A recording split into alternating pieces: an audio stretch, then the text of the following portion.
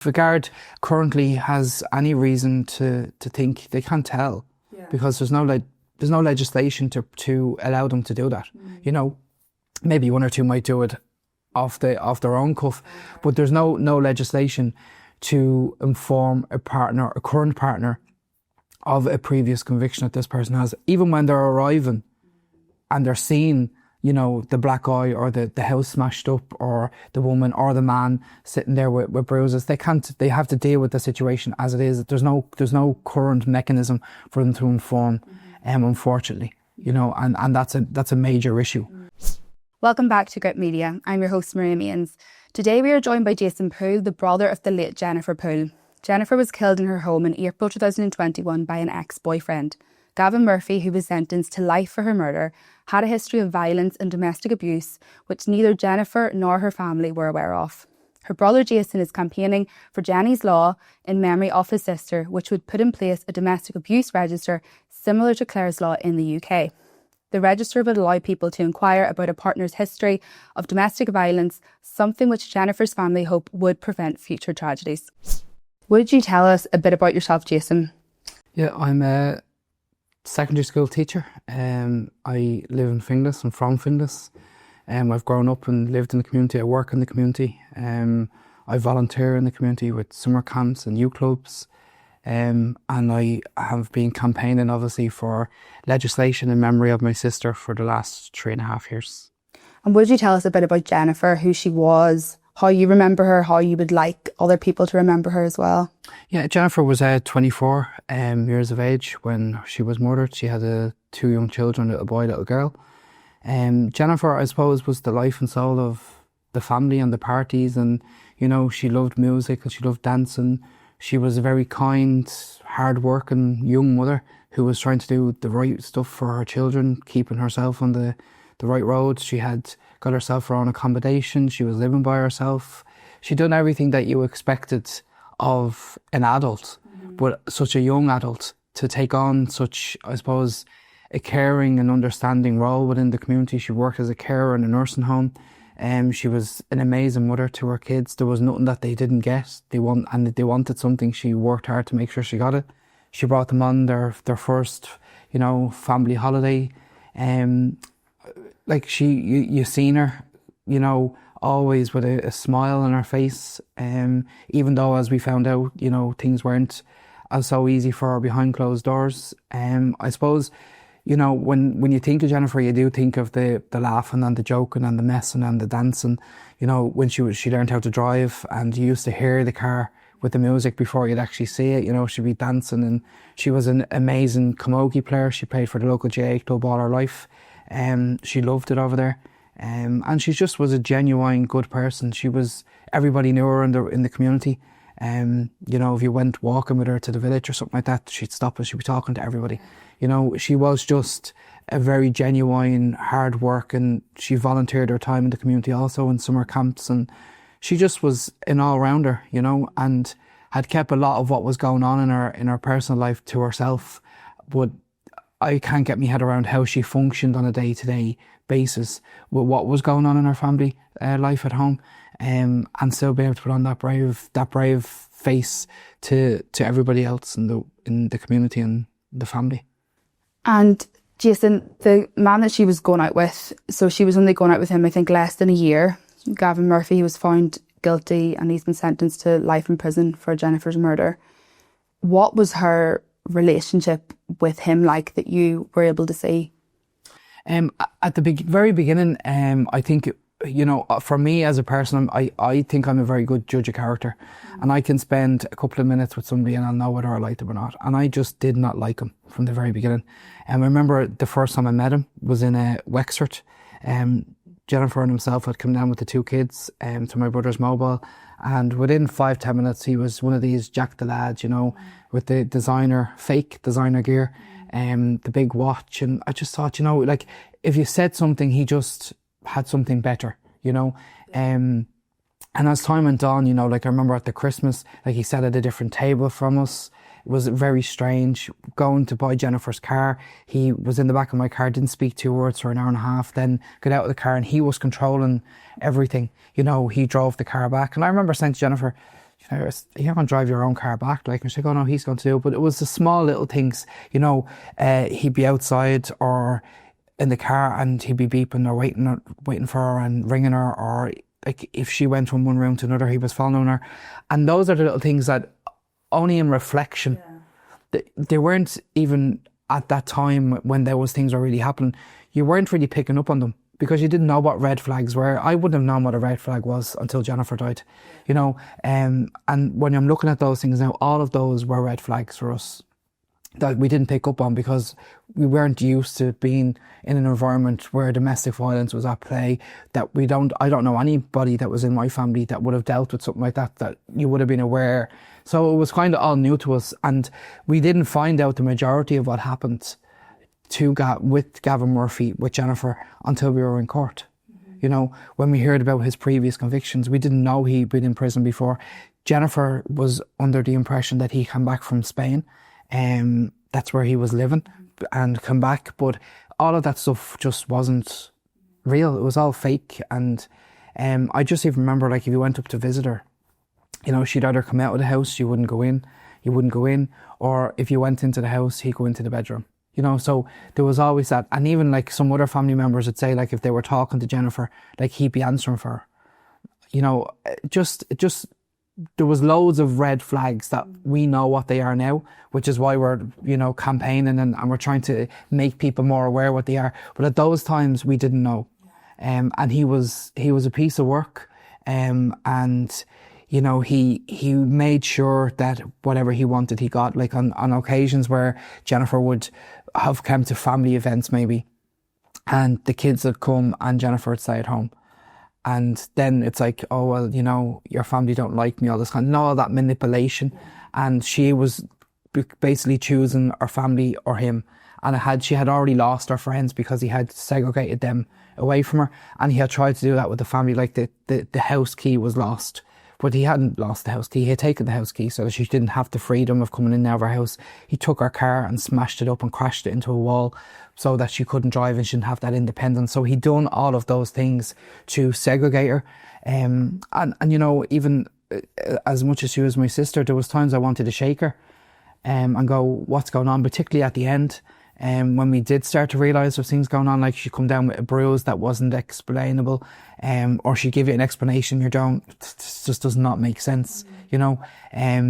Particularly when, you know, she wasn't playing camogie for the months of COVID, where there was still a bruise. And you go, well, you can't blame camogie now, you know, or it'd be always like, oh, one of the kids hit me with Avengers and it hit me in the eye. So there was all of those red flags that we didn't know about, that we found out, as I said, afterwards, either through the kids or when they were being interviewed by the guards, or in court ourselves when some of the evidence was being read out, or witness statements were being read out of situations that Jennifer had found herself in. She had presented to A&E on a number of occasions. We didn't even know about one of them, you know, that he'd, as the kids have said, you know, he used to put their mummy to sleep on the floor. Then she'd go to A&E. She had got a chip put into her heart on a box because they couldn't explain why she was going unconscious all the time, because she was obviously telling them, you know, oh, I'm at the collapsing or whatever, but the real story wasn't really being told. So he was a very, very, very good at manipulating. He had a very clear history of domestic violence. He had been through that cycle of abuse several times with other partners. So he knew what to do. He knew how to manipulate her. He knew how to break her down. And that's what they do. Those perpetrators, they learn this behaviour to do it better the next time. And that's why it's really, really important that if we do have a register and stuff like that, that these people will be stopped in their tracks, because people will know that this person has a previous and this person has a past. And hopefully the people like Jennifer or in those situations won't end their lives like Jennifer did. Because Jennifer, in my gut, if Jennifer had have had the register that we're fighting for now, Jennifer would still be alive today.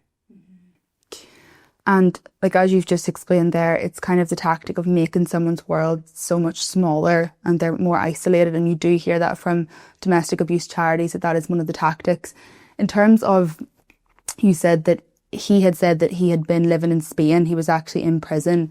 Was there anyone, like, did they have any mutual friends? Was it like, you know, the way sometimes when you go out with someone and someone else knows them, was he just kind of someone that she'd met and she didn't really know his friends, that kind of thing? She knew the neighbour next door was his relative, and that's how they met. But to my understanding, those conversations were never discussed. I know my mum had a conversation with the relative, and asked out straight, and she was told that he's one of the good ones.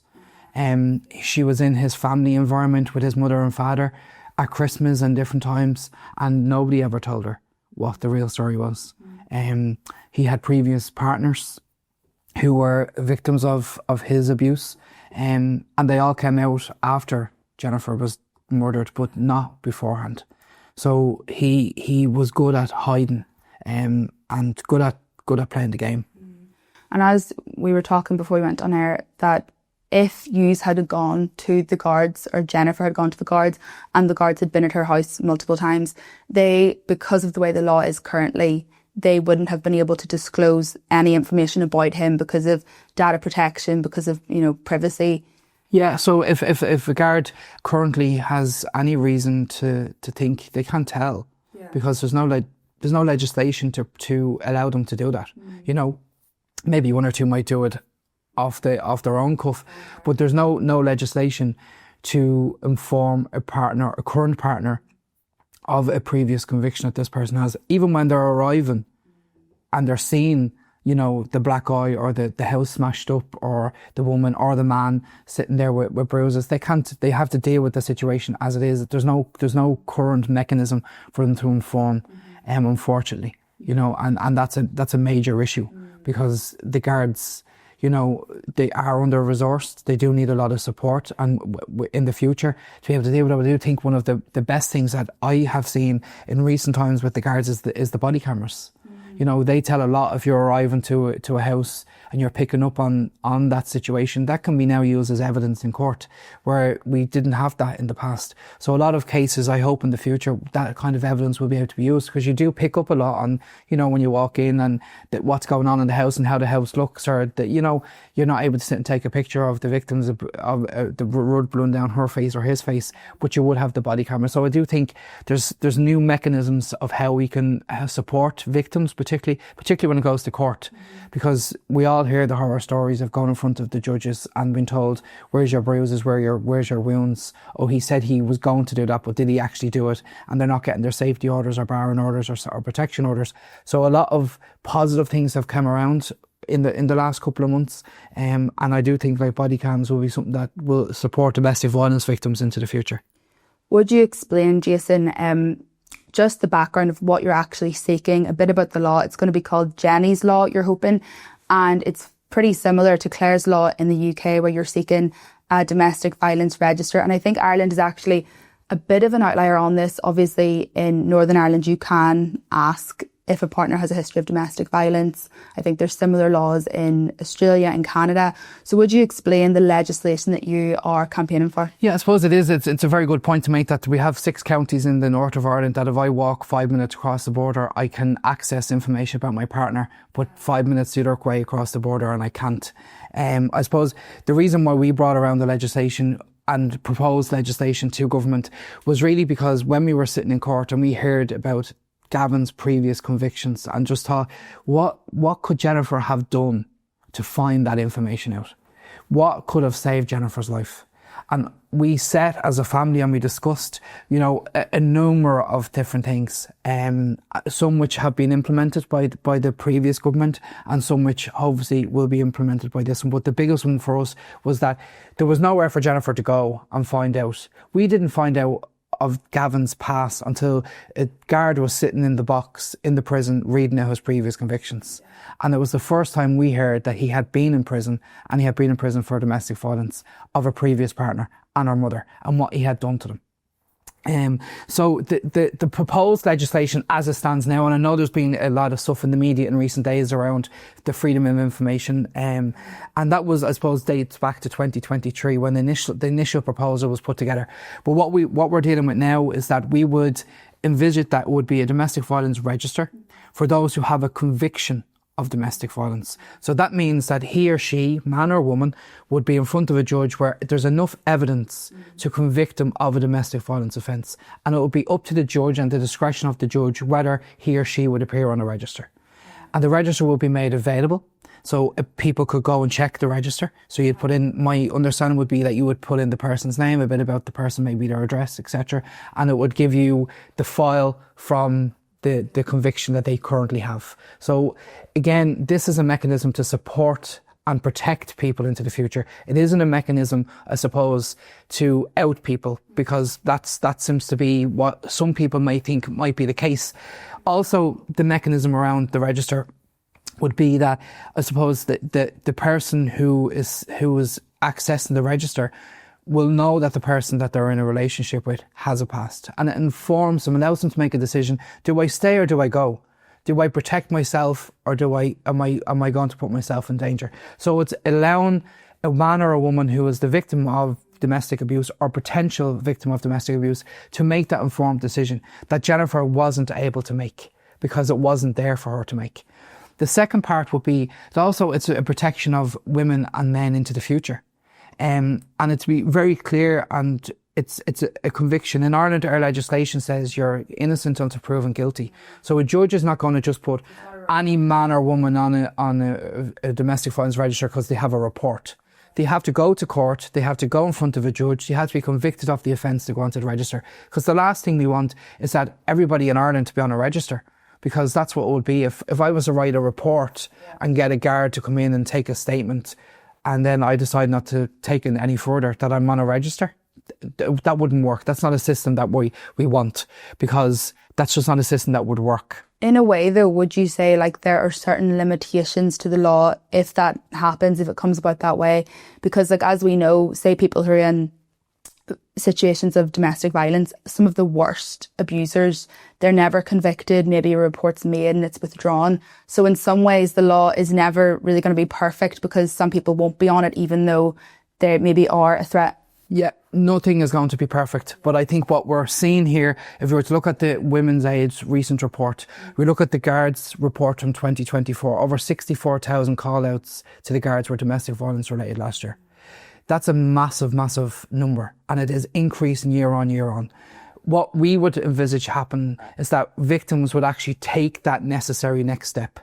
Because when they go and take the next step and that person is put on a register, it's protecting them, but also that there's now scope for them to go to a judge in a court and say, I need a barring order or a safety order or protection order, and the person I'm seeking it is already on a register. So they don't need to show their bruising or their wounds or their, the what ifs anymore. This person has been in front of a judge, is now on a register, and for that purpose, for my safety, I'm seeking a safety order, a barring order, emergency barring order, whatever it may be, protection order. So that there's a new mechanism where another judge can make an informed decision. We've seen where criminal law and family law or civil law weren't working together. We've seen that being changed in the previous, and that was something that myself and Miss Helen McEntee sit down and discussed at length, because we had been through the process. We've been through family law and criminal law at the exact same time in our own family situation, and nothing crosses over.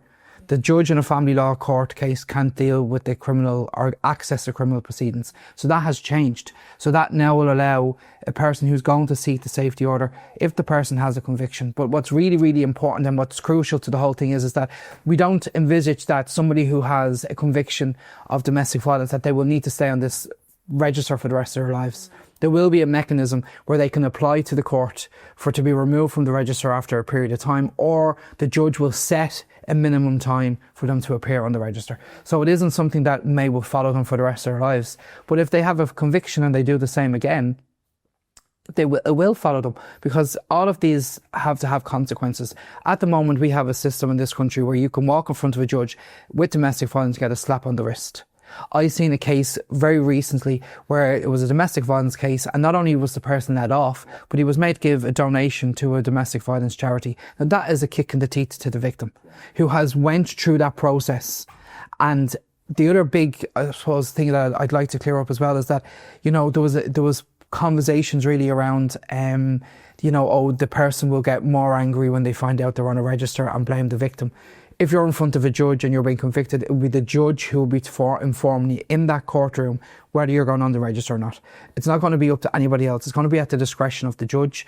He may or may not, or she may or may not decide to put you on a register. It depends on the seriousness of the domestic violence offence. So again, it is removing the victim from having to inform, but also it's supporting the support mechanisms. And that's what's really crucial in this piece of legislation, is that we are seeing the services are out the door. And it's making sure that there is a mechanism for when a woman or a man does go through the court proceedings, that there is support to them afterwards, that a judge may, in that situation, grant a safety order or a protection order for a minimum amount of time.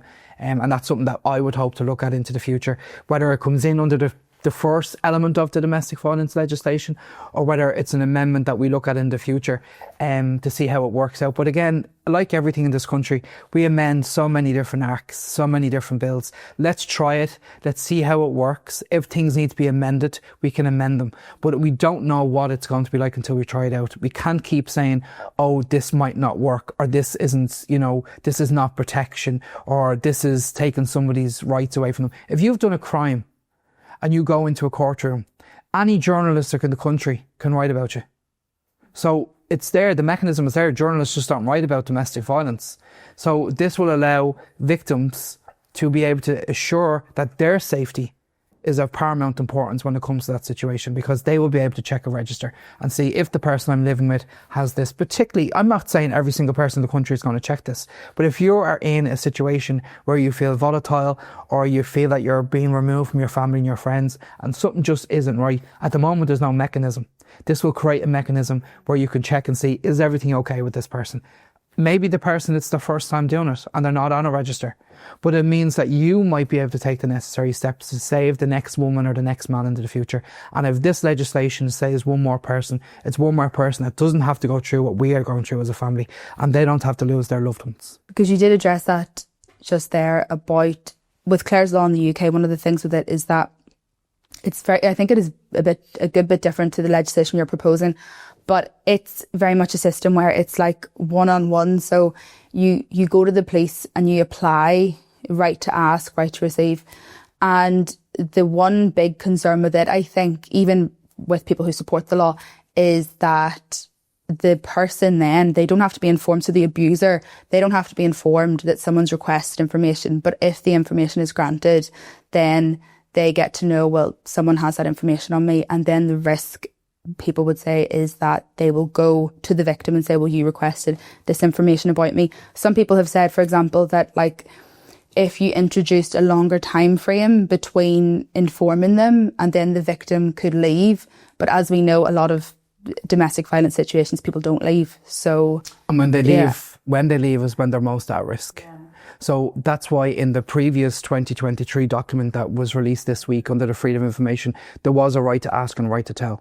And that's why the legislation has been tweaked and has been changed, or the new proposals put forward, because we've looked at what happens with Clare's Law. And I know Clare's Law has been amended and there's been changes made to that in recent times.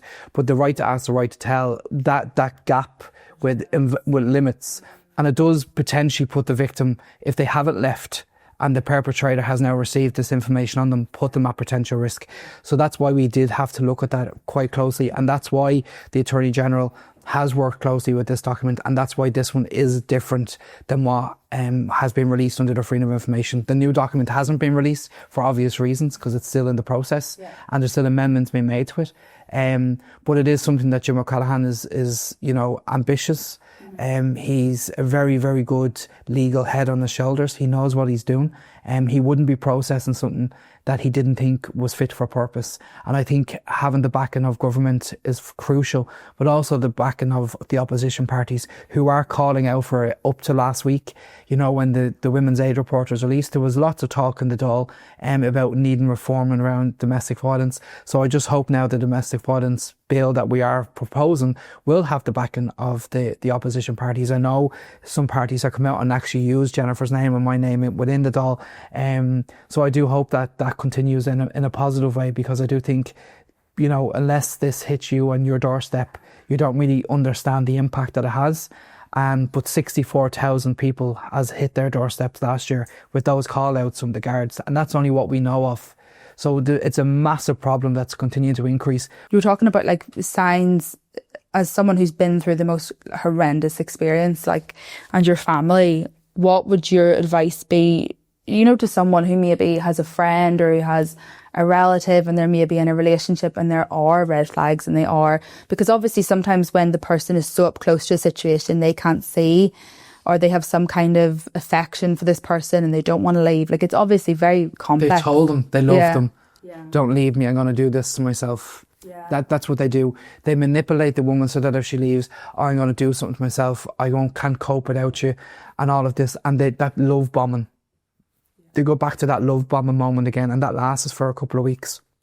And then they go into their stage. But to answer the question, what can you do? I think it's really, really important that you inform that the victim, the friend, the relative, that you're aware of what's going on, and that they're here to help you, and maybe going with them to, or bringing, you know, here's a number for domestic violence agency that's local enough to you, or go to the local Garda station with them. You know, let them be aware. A lot of times what I'm hearing on the ground is that a lot of people are not able to access the you know, the numbers that they require because they're checking their mobile phones. So if they Google, you know, women's aid, he's going to be asking, what were you Googling women's aid for? You know, so a lot of times they need just another person. And where I think one thing that we learned as a family was that the only people who really knew Jennifer's red flags was the people she worked with, because they were seeing her in a different light. They were seeing when she wasn't ringing into work, or when she was coming in. Like, Jennifer used makeup, a certain type of makeup to cover her bruises. She wasn't wearing that sometimes to work. So they were seeing a different side of her, and they were able to give very clear information to the guards. So a lot of times it might be even a work colleague that you just see there's something not right. And it's just having that conversation with them, allowing them to know that you're picking up on those red flags, you're seeing things, and that you're here to support and help. I think it's really important that you don't, as a person outside looking in, that you don't do the blame game, you know, because a lot of times women feel that they're at fault. They're not at fault. The perpetrators were at fault, but they have allowed and given the woman, particularly in the conversations we're talking about, they have allowed the woman to believe that they're at fault, and that's why they don't leave, because they believe that they're the problem, but they're not the problem, you know. And that's what we need to change, that whole society, you know, mechanism and that approach that we're trying to do. And that's why education is so important for young girls coming up, that they don't go into those relationships and think that this is normal, because at the moment that's what's happening. We're seeing these happen at 14, 15, 16, and they're being normalised. My phone doesn't stop sometimes, and sometimes you're listening, or you're picking up the phone to someone, and you might ask, well, what's the age of your daughter? And she goes, she's just gone 16. And you're going, this is already going on, you know. So we do need to change the focus. And I think the Department of Justice and the Department of Education coming together and working on something collaboratively will be really impactful moving forward, because otherwise we're just going to see the numbers continue to increase. And do you have a timeline? I know they've committed to this in the programme for government, and you've had a lot of support, and you're going to the Dáil today. Like, do you see this law being implemented anytime soon? We would hope that by the time the summer break with the Dáil comes back, that the Minister would be in a position to present the bill to Cabinet, and then go through the stages that it needs to go through, committee stage, etc. So that we would hope that what I would see, and I would imagine the department see, that by April, May next year, that this will be enacted as a piece of legislation, and that Jennifer's legacy and the women who have all died at the hands of violence against men, every single last one of them, and also the women into the future that will be protected by this, and that she and those, I suppose, that died at those hands of violence didn't die in vain, that there's some mechanism for women particularly, and men, into the future to ensure there's a safety, so that they don't go into relationships where it just isn't okay to be in those. Mm-hmm. And as a family, final question, as a family, obviously it's just indescribably hard, but you would say, I suppose, that this campaign and all the work you've done and keeping Jennifer's memory alive has helped in the last few years, and you know that you're doing something, that you're channeling that into something so that her death isn't in vain? Yeah, I suppose for us as a family, it's too late for us. It's too late. We can take back the pain and the grief and the heartache and the non-sleeping nights and the early morning trips to the graveyard. We can take those back. But what we can do is we can prevent them from other families having to go through them. And I think that's one thing that we are very clear about. This has given us a focus and a drive that we needed. It happened very quickly, unexpectedly. And it was something that I think we felt that was important, because other families are going to be saved by this. Other families won't have to go through it. Unfortunately, there's so many women have died since Jennifer has died at the hands of violence against men. And we just hope that the numbers start to decrease, because that there'll be an awareness. People will get out that little bit earlier. There'll be supports for them, but also that these people who are going through the cycle of girlfriend or boyfriend one after another and doing the same thing will eventually stop, because someone will check the register and someone will say, this is not okay to do with him or her, and they will have to either change their ways or they're going to be left on the shelf, because no one's going to want someone who does that. Jason, thank you so much for coming in. It's been great speaking to you. Thank you.